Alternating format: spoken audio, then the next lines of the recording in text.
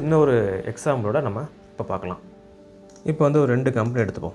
For example வந்து ABC company எடுத்துப்போம். அப்புறம் வந்துட்டு எக்ஸ்வைசர் கம்பெனியில் ஒரு உதாரணத்துக்கு எடுத்துப்போம். ஸோ இதில் வந்து ஒரு எக்ஸாம்பிள் நான் சொல்கிறேன். ஸோ ஃபஸ்ட்டு வந்து ஏபிசி கம்பெனி பார்ப்போம். So market price. Market price என்ன கரண்ட்டாக எவ்வளோ ட்ரேட் ஆகிட்டு இருக்குது. அதாவது என்எஸ்சி பேஸ்லேயும் நீங்கள் பார்க்குறீங்க. கரண்ட்டாக ட்ரேட் ஆகிட்டு இருக்க ப்ரைஸ் வந்து 150 ரூபாய்க்கு ட்ரேட் ஆகிட்டு இருக்கு. இதோட ஒரிஜினல் ஷேர் ப்ரைஸ் என்ன? இது ஒரு எக்ஸாம்பிளுக்கு போட்டுக்கிறேன். ஒரிஜினல் ஷேர் ப்ரைஸ் என்னென்னா, ஏற்கனவே பிரைமரி மார்க்கெட்டில் அசெட் செக்ஷனில் அந்த பேலன்ஸ் ஷீட் செக்ஷனில் ஈக்விட்டின்னு சொல்லி பேரில் இருக்கும்ல, அதில் வந்து ஒரிஜினல் மதிப்புன்னு எவ்வளோ பார்த்தீங்கன்னா, அந்த ஷேரோட ஒரிஜினல் மதிப்பு 20 ரூபா தான். சப்ளை அண்ட் டிமாண்டு படி பார்த்து இங்கே வந்து 150 ரூபாயா சொல்லி ஷோ ஆகிட்டு இருக்கு. ஏர்னிங்ஸ் பெர் ஷேர் இந்த 20 ரூபாய்க்கான ஏர்னிங்ஸ் எவ்வளோ? 5 ரூபா. 5 ருபீஸ். இப்போது பி ரேஷியோட ஃபார்முலா வந்து market value per share divide by earnings per share.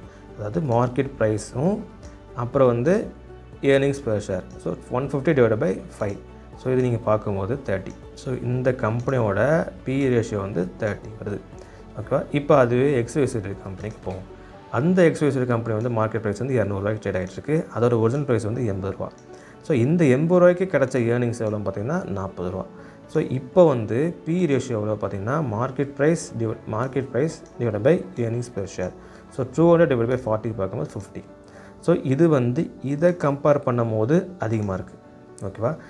இந்த விதத்தில் நீங்கள் பார்க்கும்போது